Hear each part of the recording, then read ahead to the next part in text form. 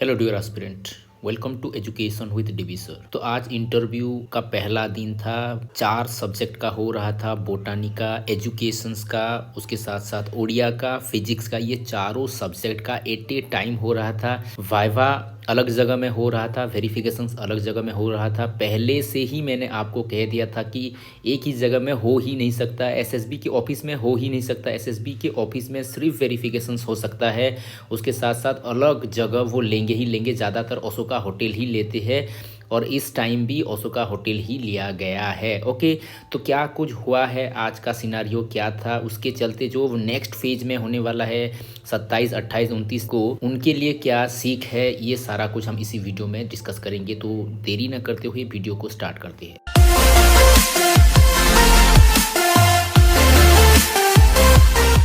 तो जैसे कि नोटिफिकेशंस में दिया गया था 8:30 को स्टार्ट होने वाला था पहला सेशंस, यानी कि मॉर्निंग सेशंस वेरिफिकेशंस का, लेकिन लेट हो गया क्योंकि बहुत ज़्यादा कोहरा है, ठंड है। 8:30 बजे हो ही नहीं सकता, थोड़ा लेट हुआ, कोई बात नहीं। वेरिफिकेशंस यहाँ पर हो रहा था और ओशोका होटल में ही हो रहा था वाइवा वगैरह।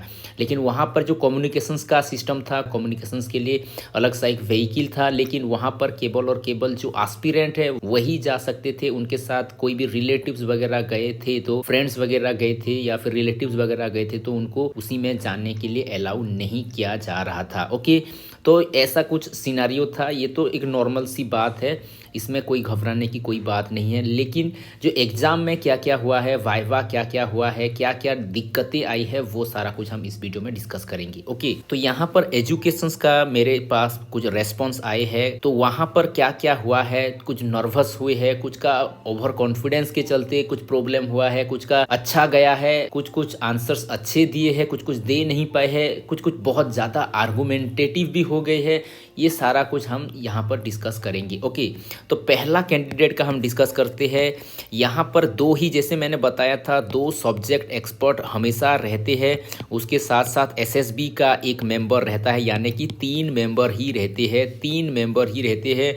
आज भी वैसा ही हुआ, 3 मेंबर ही थे। क्वेश्चंस ये दोनों ही पूछ रहे थे, लेकिन बाद में इन जनरल ये 1-2 क्वेश्चंस पूछ रहे थे। ओके, तो ज़्यादातर जो मार्किंग देंगे ये देंगे, 2 सब्जेक्ट वाले होंगे, ये मार्किंग आपको देंगे। ओके, और इन्हीं के मार्क के हिसाब से ही आपका चयन होगा। ओके, तो जो भी अंदर जा रहे थे, ओके, डोर नॉक करके अंदर जा रहे थे, ग्रीट कर रहे थे, उनको पहले पूछा जा रहा था कि व्हाट्स योर नेम, आपका नाम क्या है। तो वो जब नाम बोल रहे थे, रोल नंबर बोल रहे थे, तो उनके पास एक कागज़ था, यानी कि उनके पास आपका कुछ डिटेल्स था। जैसे मैंने प्रीवियस वीडियो में भी बोला था, सीरियल नंबर रहता है, नेम रहता है, रोल नंबर रहता है, यानी कि आपका डिटेल्स इतना ही बस उनके पास रहता है। और यहाँ पर मार्क्स जो वो देंगे, यहाँ पर एक कॉलम रहता है। ओके, ऐसे करके रहता है दोनों सब्जेक्ट एक्सपर्ट के पास। ओके, तो जब आप नाम कहेंगे और रोल नंबर कहेंगे तो उनको कंफर्म हो जाएगा कि ये बंदा ही आया है, तो ये सीरियल नंबर ये स्टार्ट कर रहे हैं। तो वो क्या करेंगे, आपको पहले पूछेंगे कि इंट्रोड्यूस योरसेल्फ। ओके, तो इंट्रोड्यूस जब आप कर लेंगे तो उसके बाद ही आपको डेमो के लिए कहेंगे। यहाँ पर बहुत सारे बंदे क्वेश्चंस कर रहे थे कि डेमो क्या उनके हिसाब से हो रहा था या जो कैंडिडेट गया है उनके हिसाब से हो रहा था। तो आपको फिक्र करने की कोई बात नहीं है, कैंडिडेट जो खुद प्रिपेयर होके गए थे वही डेमो हो रहा था। जो वहाँ पर 2 सब्जेक्ट एक्सपर्ट्स थे वो सीधे बता रहे थे कि आपने जो डेमो प्रिपेयर किया है उसको ही दो। ओके, तो ये डेमो देने के बाद ही क्वेश्चंस आंसर होता था। एक बंदा ऐसा था जो डेमो देते समय थोड़ा नर्वस हो गया शायद, तो उनको नर्वस हो गया तो उनको बीच में ही रोकना पड़ा, क्योंकि वो बहुत ज़्यादा नर्वस हो रहे थे। तो उनको भी रिलैक्स किया गया, उनको भी थोड़ा बहुत पानी पीने के लिए कहा गया, उसके बाद फिर डेमो दिया।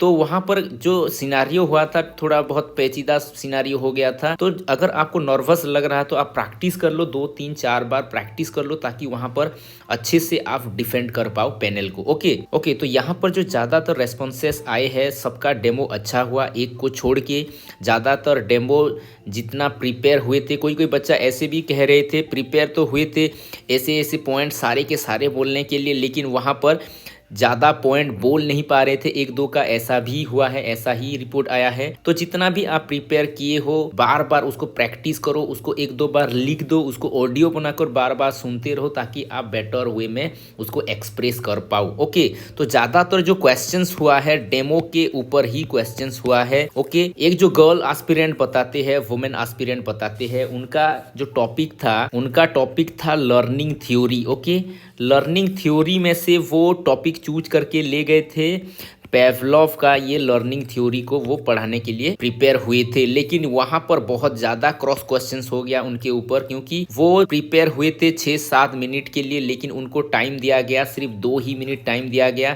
उनको बोल दिया गया कि जो जो आपने पढ़ के आया है वही बस बता दो, लिखने की कोई ज़रूरत नहीं है। तो वो लिखने के लिए बहुत ज़्यादा प्रैक्टिस करके आया था, लेकिन वो जो बच्ची थी वो थोड़ा बहुत नर्वस भी हो गई। ये तो अच्छे से बोल दिया ये होना है, ये बोल के, लेकिन वहां पर उनको जो क्रॉस क्वेश्चंस हुआ तो उसमें थोड़ा वो फंबल हो गई। तो यहाँ पर जो क्वेश्चंस आया था पेवलोव का हायर ऑर्डर कंडीशनिंग के ऊपर क्वेश्चंस पूछा गया था। Okay, do you know about higher order conditioning? तो हायर ऑर्डर कंडीशनिंग के बारे में उनको शायद पता नहीं था, तो आई हैव नो आइडिया ऐसे कह के वो चुप हो गई। ओके, हायर ऑर्डर कंडीशनिंग क्या था वो बाद में मुझे टेलीग्राम करके पूछ रही थी कि हायर ऑर्डर कंडीशनिंग क्या है। हमने फर्स्ट ऑर्डर कंडीशनिंग पढ़ा था। फर्स्ट ऑर्डर कंडीशनिंग क्या होता है? फर्स्ट ऑर्डर कंडीशनिंग में ज़्यादातर आप देखोगे बेल को फूड के साथ, बेल और फूड ये दोनों को हम क्या करते हैं, कंबाइन कर देते हैं। बेल और फूड को जब कंबाइन कर देते हैं ये हो गया फर्स्ट ऑर्डर कंडीशनिंग। ओके, तो ये हो गया फर्स्ट ऑर्डर कंडीशनिंग, यानी कि एक न्यूट्रल स्टिमुलस और एक नेचुरल स्टिमुलस ये दोनों क्या हो रहे हैं, कंबाइन हो रहे हैं। ओके, लेकिन जो सेकेंड ऑर्डर है, हायर ऑर्डर है, यहाँ पर क्या होता है, लाइट को हम क्या करेंगे, लाइट को बेल के साथ कनेक्ट करेंगे, यानी कि दो न्यूट्रल स्टिमुलस को कनेक्ट करेंगे। ये हो गया हायर ऑर्डर। ओके, यानी कि बेल और लाइट ये जब कनेक्ट हो जाएंगे तो इसको कहा जाएगा हायर ऑर्डर। ये शायद उनको पता नहीं था तो वो फंबल हो गई वहाँ पर। ओके, तो जो भी आप प्रिपेयर हो रहे हो उसके इर्द गिर्द क्या क्वेश्चंस हो सकते हैं उसके ऊपर भी आपका आइडिया होना बहुत बहुत बहुत जरूरी है। ओके, और एक इन्होंने इवैल्यूएशंस के ऊपर क्वेश्चंस किए थे। ओके, इवैल्यूएशंस उनका टॉपिक था, तो इन्होंने इवैल्यूएशंस और टाइप्स ऑफ इवैल्यूएशंस के ऊपर इनका डेमो था। लेकिन टाइप ऑफ इवैल्यूएशंस में इनको क्वेश्चंस पूछा गया कि what is the difference between evaluations and assessment. Okay, evaluations and assessment में या फिर मेजरमेंट में क्या डिफरेंस है या फिर क्या सिमिलैरिटीज है, ऐसे करके इनको क्वेश्चंस पूछा गया। फिर फॉर्मेटिव इवैल्यूएशंस के बारे में कुछ क्वेश्चंस पूछा गया। उसके साथ साथ जो एनआरई है, ओके, नॉर्म रेफरेंस्ड इवैल्यूएशंस, इसके ऊपर भी इनको क्वेश्चंस पूछा गया। ज़्यादातर जो क्वेश्चंस पूछ रहे थे 6-7 क्वेश्चन से ही ख़त्म कर दे रहे थे, यानी कि 5 से 6 मिनट ही टाइम ज़्यादातर लग रहा था। ओके, ओनली 5 to 6 मिनट में एक एक कैंडिडेट ख़त्म हो रहे थे। बहुत सारे मेरे कमेंट में भी बता रहे थे कि ज़्यादा टाइम देंगे, 10 मिनट देंगे, 11 मिनट देंगे, 12 मिनट देंगे। उनके पास टाइम है ही नहीं, आपको वो 5 से 6 मिनट ही देंगे, इससे ही आपको प्रिपेयर होना है। इसीलिए डेमो आपको 2 से 3 मिनट का ही डेमो आपको प्रिपेयर होना है। इसी के इर्द गिर्द ही सारा क्वेश्चंस आएगा और ज़्यादा से ज़्यादा 6 मिनट में आपका वाइवा ख़त्म हो जाएगा। इसीलिए अच्छे से प्रिपेयर हो जाओ ताकि आप बेहतर वे में आप एक्सप्रेस कर पाओ। आप 2 तरीके से भी प्रिपेयर हो सकते हो, एक राइटिंग के द्वारा आप प्रिपेयर हो सकते हो और एक बिना राइटिंग के द्वारा भी प्रिपेयर हो सकते हो, क्योंकि वो इतना टाइम उनके पास नहीं होता है कि इसीलिए वो कह देते हैं कि आप बिना लिख के भी जो जो आप पढ़ के आए हो वो डायरेक्ट बता दो, ऐसे करके भी वो बोल रहे हैं। बिना डॉस्टर यूज करे भी आपको बोलना है, ऐसे भी वो इंस्ट्रक्ट कर सकते हैं। तो दोनों तरीके से आपको प्रिपेयर होना है, without duster and with duster, without pen and with pen, दोनों तरीके से आपको प्रिपेयर होना है ताकि वो जैसे कहे आप खुद को प्रिपेयर कर पाओ। ज़्यादातर जो क्वेश्चंस आज पूछे गए हैं वो डेमो के ही इर्द गिर्द था। कुछ बच्चों को न्यू एजुकेशन पॉलिसी के ऊपर भी क्वेश्चंस पूछा गया है।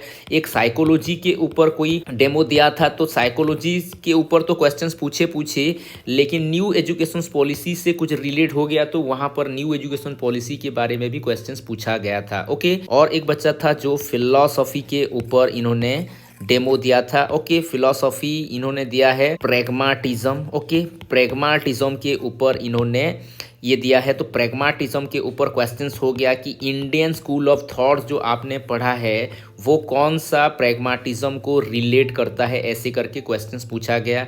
तो ये उत्तर वो दे नहीं पाई। प्रैग्माटिज्म का जो जो क्वेश्चंस पूछा गया वो सारे वो जवाब दिए, लेकिन इंडियन कॉन्टेक्स्ट में इनको पूछा गया तो ये जवाब नहीं दे पाए। इसका जवाब क्या होना चाहिए था? इसका जवाब होगा बुद्धिज़्म। ओके, बुद्धिज़्म, क्योंकि बुद्धिज़्म में ही है मोमेंटेरीनेस, जो कि मैंने बहुत बारीकी से आपको पढ़ाया था। यहाँ पर ही है क्षणिकवाद जो होता है ना, क्षणिकवाद, एवरीथिंग इज चेंजिंग कॉन्सेप्ट यहाँ पर आता है, यहाँ पर आता है। तो यहाँ पर जो हमने पढ़ा था मोमेंटेरीनेस यानी कि क्षणिकवाद बुद्धिज़्म का एक कोर फिलॉसफी है, कोर आइडियोलॉजी है, जो कि हमने सीलर की भी बात की थी। ओके, सीलर, तो ये यहाँ से कॉन्सेप्ट रिलेट करता है। ओके, तो जो भी आप डेमो दे रहे हो उसका क्या क्या रेफरेंसेस है, क्या क्वेश्चंस आ सकते हैं, उसका क्या रिलेशंस अदर फील्ड के साथ है, उसको भी थोड़ा बहुत जान के आपको जाना है। तो यही था आज के सारे जो एस्पिरेंट्स ने एग्ज़ाम दिया है वाइवा में। कुछ का अच्छा गया है, कुछ का मीडियम रेंज गया है, लेकिन ज़्यादातर जो मेरे पास रिस्पॉन्सेस आए हैं बहुत सारे अच्छे हुए हैं। 2-4 क्वेश्चंस सिर्फ इधर उधर हुए हैं, लेकिन बहुत ज़्यादा सैटिस्फैक्टरी आंसर्स वो दे पा रहे थे।